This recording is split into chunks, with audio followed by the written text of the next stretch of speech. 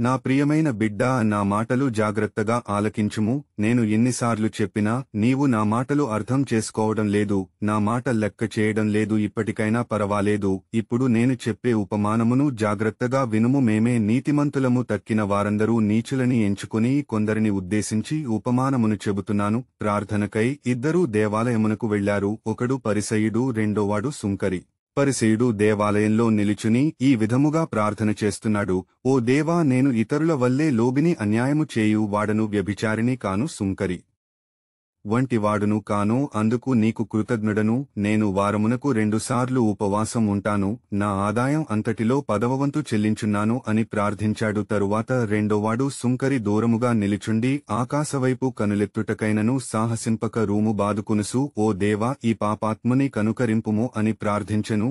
దేవుని ఎదుట నీతిమంతునిగా పరిగణింపబడి ఇంటికి వెళ్ళినది ఈ సుంకరియే కాని పరిసయ్యుడు కాదు అని మీతో చెప్పుచున్నాను.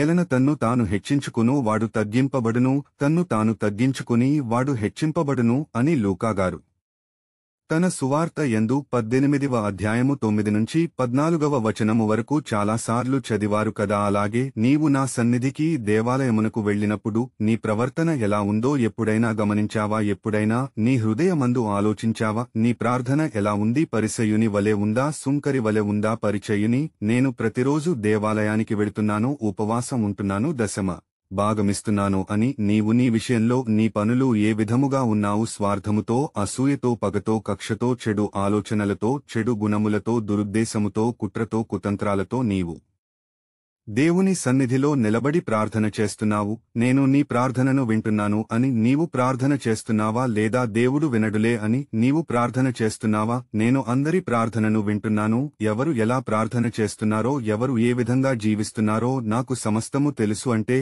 నీవు పరిసయ్యుని వలె ప్రార్థన చేస్తే నీ ప్రార్థన నేను వినను, ఆలకించను. నీవు ఎంత ప్రార్థన చేసిన ప్రతిరోజు దేవాలయమునకు వచ్చిన నేను నీకు జవాబు ఇవ్వను. సుంకరివలే నా పాపములు క్షమించు ప్రభువా, నేను దుర్మార్గుడను, దుష్టుడను, పాపిని. నాలో చెడు తత్వములను, చెడు ఆలోచనలను, చెడు దురుద్దేశాలను, నాలో ఉన్న అసూయ, ద్వేషము, కుట్ర, కుతంత్రాలను, కక్ష, పగలను, చెడు కార్యాలను క్షమించు ప్రభువా అని ప్రార్థించాడు. సుంకరి అంటే తన్ను తాను తగ్గించుకున్నాడు, నా సన్నిధిలో హెచ్చబడుతున్నాడు. పరిసయ్యుడు నా సన్నిధిలో హెచ్చించుకుంటున్నాడు, తగ్గింపబడ్డాడు. ఇద్దరిలో ఎవరు పరలోక రాజ్యము వెడతారు? నీకు తెలుసు, పరిసయ్యుడు పరలోక రాజ్యము వెళ్ళడు, కాని సుంకరి మాత్రము తప్పనిసరిగా పరలోక రాజ్యము వెడతాడు. ఆమెన్.